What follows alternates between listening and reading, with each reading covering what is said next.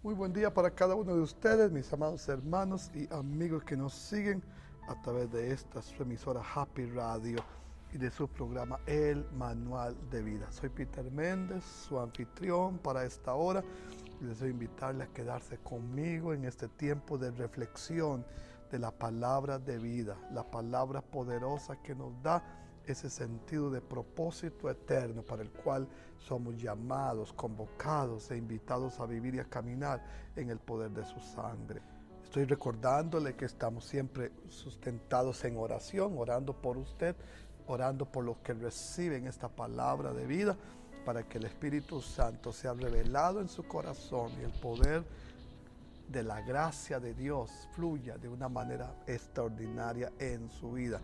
Y hoy queremos que usted recuerde que somos parte de su vida a través de este canal y a través de las ondas de esta emisora Happy Radio, y queremos invitarle para que usted nos haga saber de su sintonía, que nos haga saber de sus necesidades. Si usted necesita que oremos con usted y podamos mantenernos en apoyo a una situación de su vida, queremos que usted nos haga saber y podamos orar juntos y creer que el poder de Dios está a nuestro favor para que podamos vivir y disfrutar la gracia, la grandeza y el poder de la sangre de Cristo manifestada para nuestro bien. Hoy quiero compartir con usted una palabra que le he llamado la revelación del misterio de Cristo. Y quiero llevarle a Colosenses 1, versículo 24, que dice así la Biblia: Ahora me gozo en lo que padezco por vosotros, y cumplo en mi carne lo que falta de las aflicciones de Cristo por su cuerpo, que es la iglesia, de la cual fui hecho ministro según la administración de Dios que me fue dada para con vosotros, para que anunciéis cumplidamente la palabra de Dios, el misterio que había estado oculto desde los siglos y edades, pero que ahora ha sido manifestado a sus santos, a quienes Dios quiso dar a conocer la riqueza de la gloria de este misterio entre los gentiles, que es Cristo en vosotros, la esperanza de gloria, a quien anunciamos, amonestando a todo hombre y enseñando a todo hombre en toda sabiduría, a fin de presentar perfecto en Cristo Jesús a todo hombre, para lo cual también trabajo luchando según la paciencia de Él, la cual actúa poderosamente en mí, porque quiero que sepáis cuán grande lucha sostengo por vosotros y por los que están en la Odisea y por todos los que nunca han visto mi rostro, para que sean consolados sus corazones, unidos en amor, hasta alcanzar todas las riquezas de su pleno entendimiento, a fin de conocer el misterio de Dios el Padre y de Cristo, en quien están escondidas todos los tesoros de la sabiduría y del conocimiento. Ahora estamos leyendo una maravillosa reflexión del apóstol Pablo, que nos habla en la Biblia, en el libro de Colosenses, acerca de esta verdad. Y dice que este es un misterio, pero que este es un misterio que estuvo escondido y que luego fue revelado, por lo cual leemos: para que sean alentados sus corazones, unidos en amor, puedan alcanzar las riquezas que proceden de una plena seguridad de comprensión del resultado de un verdadero conocimiento del misterio de Dios y el misterio de Cristo. Por lo tanto, este misterio del cual hablamos ciertamente ya no es un misterio, porque ahora es Cristo Jesús, vino a manifestar al Padre. Por lo tanto, antes de la obra de la cruz era un misterio, siendo que Dios ha venido tratando con el ser humano por milenios. Cuando hablamos acerca de nuestros tiempos, hablamos acerca de la era cristiana, de la que nosotros somos la última fila en la generación en la que estamos viviendo. Pero cuando el apóstol Pablo escribió acerca del misterio de Cristo, y entonces nos preguntamos, ¿de qué misterio está hablando? Bueno, para nosotros ya no lo es. No es un misterio porque ya no fue develado, ya no fue mostrado. Y este misterio consiste en que Cristo Jesús se iba a encarnar. Y al encarnarse, Él iba a manifestar al Padre. Así que cuando nosotros hablamos acerca de Cristo, estamos hablando acerca del Padre eterno. Cuando nosotros decimos que podemos ver a Cristo reflejado en las páginas de la Biblia, entonces podemos ver al Padre de gloria reflejado en la persona de su Hijo. Por lo tanto, leemos en la Biblia que Él vino a manifestar y a expresar al Padre y la voluntad de nuestro Padre Celestial. Y ese concepto no lo tenía claro el Antiguo Testamento, el Antiguo Pacto. El pueblo de Israel no podía entender cómo Dios se iba a encarnar en un hombre y cómo Cristo, siendo hombre, estaba revelando la realidad y la grandeza del Dios eterno. Y como no lo podían entender, no lo podían recibir. Ellos tenían una percepción de un Dios lejano, inalcanzable para el hombre. Y puede ser que en esta hora usted tenga una circunstancia parecida, que fuimos creados en un contexto religioso en el que consciente o inconscientemente aprendimos a ver a Dios distante de nuestras vidas. Aprendimos a ver a Dios distante de nuestra realidad, inalcanzable para el hombre. Entonces, en la persona de Cristo, Dios se hizo cercano a nosotros. Cuando el rey David decía, alzaré mis ojos a los montes, ¿de dónde vendrá mi socorro? Y esto lo decía porque él estaba viendo hacia el futuro. Él no tenía el misterio revelado en su vida porque todavía el tiempo para que este misterio se revelara no había llegado. Porque cuando Cristo ya se hizo presente y se reveló, entonces nosotros ahora, no solamente Cristo está cercano, sino que vive en el corazón de cada uno de aquellos que le recibimos como el Señor y el Salvador de nuestra vida. Él es el unigénito que está en el seno del Padre y Él vino a darnos a conocer la voluntad y el propósito del Padre para nuestra vida. Por lo tanto, cuando hablamos del Antiguo Testamento, los antiguos pactos son muy diferentes al nuevo pacto en Jesucristo, porque en el antiguo pacto Dios se mostraba como un Dios fuerte, temible, inalcanzable para el hombre. Y por eso leemos en Éxodo 20:18, todo el pueblo observaba el estruendo y los relámpagos y el sonido de la bocina y el monte que humeaba. Y viendo el pueblo temblaron y se pusieron de lejos y dijeron a Moisés, habla tú por nosotros y nosotros oiremos, pero no hable Dios con nosotros para que no muramos. Así era como Israel percibía a Dios, un Dios lejano. Y a lo mejor así es como usted hasta el día de hoy perciba a Dios en sus necesidades, como un Dios lejano. Pero cuando nosotros entramos al nuevo pacto en la sangre de Jesucristo, encontramos todo lo contrario a aquella percepción del pueblo de Israel. Encontramos a un Dios cercano, pero no solamente a un Dios cercano, sino a un Padre. Cuando dice la Biblia que Jesús vino a revelarnos el misterio, ese misterio es que Cristo vino a revelarnos al Padre. El misterio de Dios es que Dios enviaría a su Hijo para encarnarse. El misterio de Cristo es que Cristo revelaría al Padre y el propósito eterno del Padre. Así que cuando tenemos esa verdad en nuestra vida, nos vamos adentrando en la maravillosa, en ese maravilloso cuadro, en esa imagen del propósito eterno de Dios, y podamos caminar entendiendo esa voluntad maravillosa de Dios para la vida de cada uno de nosotros. Había un misterio allá atrás, hubo un misterio allá atrás, pero ya dejó de ser un misterio para convertirse en una palabra revelada, para convertirse en un propósito revelado. Y aunque usted lee en la Biblia que eso era un misterio, también lee en la Biblia que ese misterio se develó, se manifestó. Y el apóstol Pablo tuvo la dicha, la bendición de ser el hombre encargado de recibir mucha de esa revelación para que nosotros podamos caminar de esa manera, entendiendo el propósito eterno de Dios para nuestras vidas. Por eso leemos en la Biblia que Él vino a revelar a su Hijo en nosotros, a quien Dios quiso dar a conocer las riquezas de la gloria de este misterio entre los gentiles, que es Cristo en nosotros, la esperanza de gloria, a quien nosotros anunciamos amonestando a los hombres, enseñando a todo hombre en toda sabiduría, a fin de presentar perfecto en Cristo Jesús a todo hombre.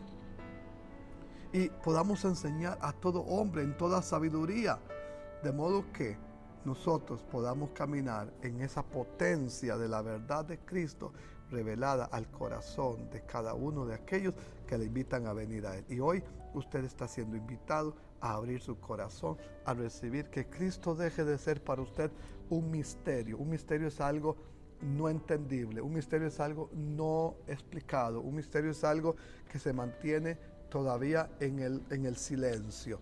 Pero cuando un misterio se revela, ya no es más un misterio, y es una palabra revelada, una conducta revelada, una acción revelada. Y Cristo es todo eso. Cristo es toda la revelación de Dios para nuestra vida. Por lo tanto, cuando hablamos acerca de Cristo y del misterio de Cristo, tenemos que considerar que Cristo se encarnó. La Biblia dice así: Él fue concebido por obra y gracia del Espíritu Santo. Dice así Hebreos: sacrificio y ofrenda por el pecado no quisiste, mas me preparaste cuerpo. Y en esa voluntad Él vino para cumplir la voluntad de Dios y cumplir con el proyecto de Dios para el cual estaba siendo convocado. Por lo tanto, hay tres motivos principales por los cuales Cristo se encarnó. Y queremos valorar esos motivos en esta hora. El primero de ellos, Cristo se encarnó para redimir al hombre que estaba en un estado de condenación. En Efesios 1:7 la Biblia dice: en quien tenemos redención por su sangre, el perdón de pecados, según las riquezas de su gracia. En quien tenemos redención por su sangre, el perdón de pecados, según las riquezas de su gracia. La primera razón que nos muestra la Biblia por los cuales Cristo tuvo que tomar forma humana, encarnarse, fue porque Él se encarnó, porque el hombre necesitaba redención. El hombre necesitaba vida eterna. Estábamos, según leemos en la Biblia, muertos en delitos y en pecados. Y como el ser humano estaba muerto en delitos y en pecados, necesitaba a un redentor.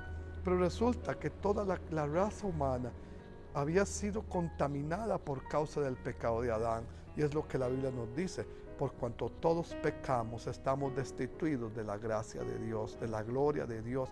Pero luego, como eso estaba sucediendo y el pecado, la paga del pecado es la muerte, entonces Dios tuvo que enviar a su Hijo para que Cristo se encarnara, y al tomar forma de hombre, Él tomara el lugar de cada uno de nosotros, tomara el lugar de cada uno de nosotros que necesitamos esa salvación. Así que Cristo no solamente se encarnó, Él creció y a los 33 años fue llevado a la crucifixión. Su cuerpo fue entregado en la crucifixión para que todo aquel que en Él crea no se pierda, mas tenga vida eterna. Ciertamente la Biblia dice: Dios no envió a su Hijo al mundo para condenar al mundo, sino para que el mundo fuese salvo por Él.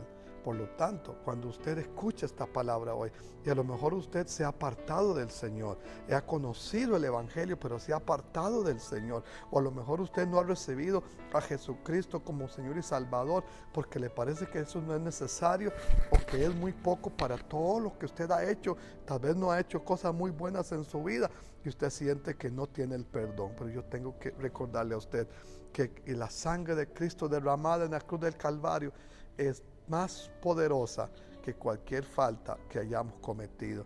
Que la sangre de Cristo derramada en la cruz del Calvario es más poderosa que todo lo que nosotros hayamos hecho en la vida. Por lo tanto, hoy es el día de salvación para usted. Y si usted me escucha en este día y usted no ha recibido el perdón en Cristo, la Biblia dice que si confesares con tu boca que Jesús es el Señor y creyeres en tu corazón que Dios le levantó de los muertos, serás salvo.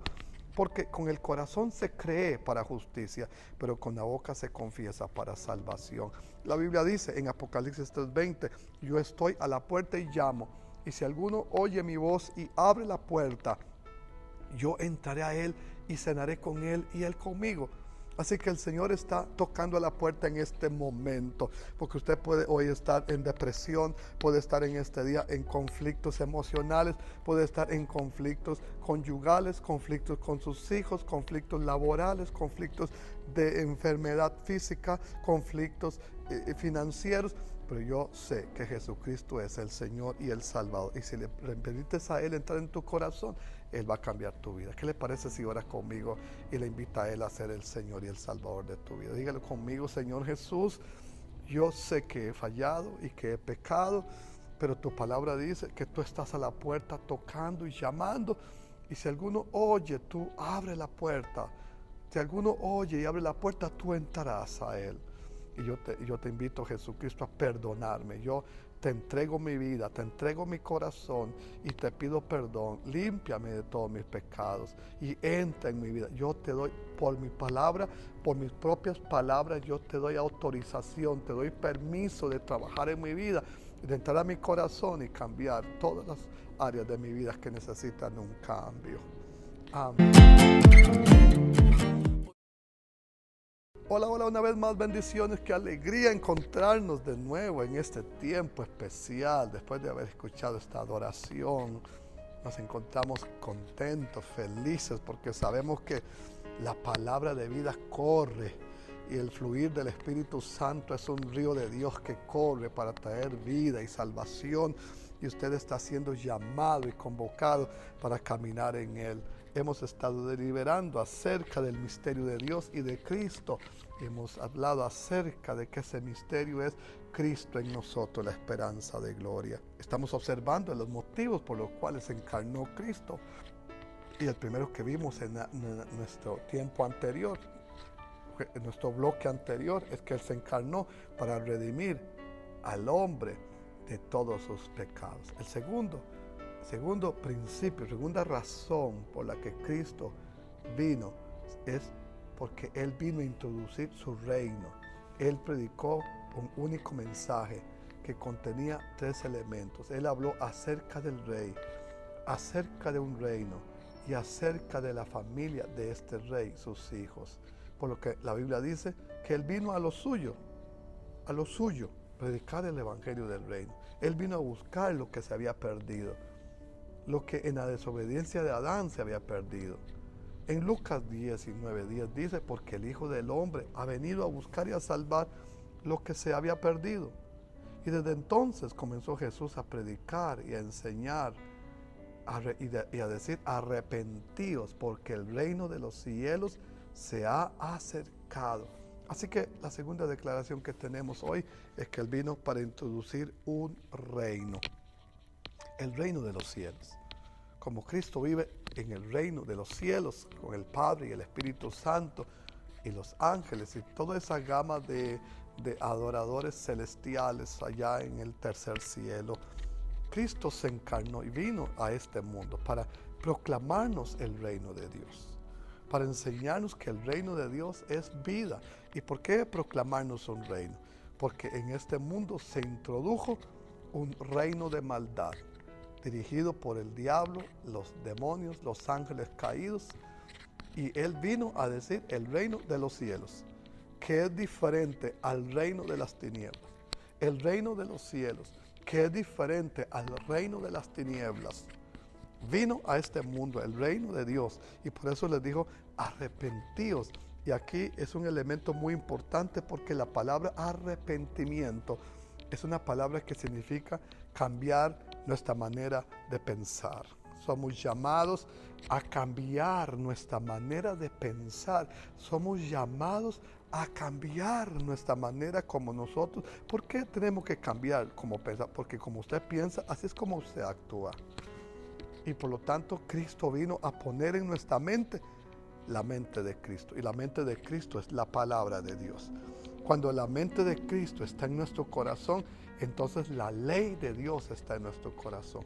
Cuando la mente de Cristo entra en nuestro corazón, entonces el propósito del Rey de Gloria entra en nuestro espíritu y nos da la oportunidad de experimentar la bendición, la gracia, el favor de Dios fluyendo a favor de nuestras vidas. Él vino a proclamar el reino de los cielos.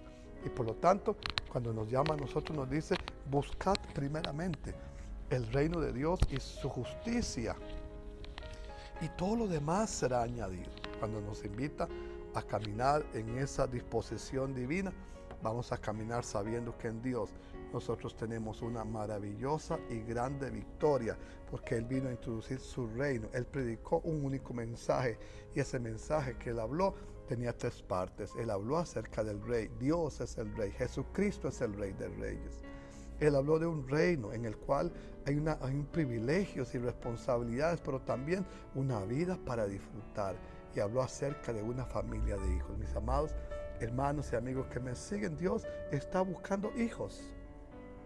Porque eso es lo que la Biblia dice. En Juan 1:13 dice, mas a todos los que le recibieron, a los que creen en su nombre, le dio el poder de ser hechos hijos de Dios, los cuales no son engendrados de carne, ni de voluntad de sangre, ni de voluntad de varón, sino de voluntad de Dios. Es decir, que ser hijo de Dios no es un asunto de carne y sangre. Ser hijo de Dios no es un asunto de la voluntad humana. Ser hijo de Dios es un asunto del Espíritu Santo en nosotros, dándonos una nueva vida. Por lo tanto, no tiene que ver con nacimiento biológico. No somos hijos de Dios porque nacemos biológicamente seres humanos. Somos una creación de Dios, ciertamente. Pero hijo es una posición de adopción. Y nosotros llegamos a ser hijos de Dios por adopción. Cristo nos adopta como hijos cuando nosotros lo recibimos a Él como el Señor y el Salvador. Y cuando eso ocurre, entonces podemos caminar de una manera extraordinaria y maravillosa, haciendo el propósito y la voluntad de Dios para nuestra vida. Él vino a introducir un reino. Y el tercer motivo por el que Él se encarnó es porque Él vino para modelarnos al Padre, para mostrarnos al Padre, para que nosotros podamos caminar entendiendo quién es nuestro Padre Celestial. En Juan 14:7 dice, si me conocéis, también a mi Padre conoceríais. Y desde ahora le conocéis y le habéis visto. Y luego dijo en Juan 14:9, el que me ha visto a mí, ha visto al Padre. Ahora tenemos entonces una verdad hermosa, que Cristo vino a reflejarnos a Dios como Padre, porque en el antiguo pacto tenemos una imagen de Dios como de un Dios distante. El trueno y la tempestad y ese ambiente en el que se percibe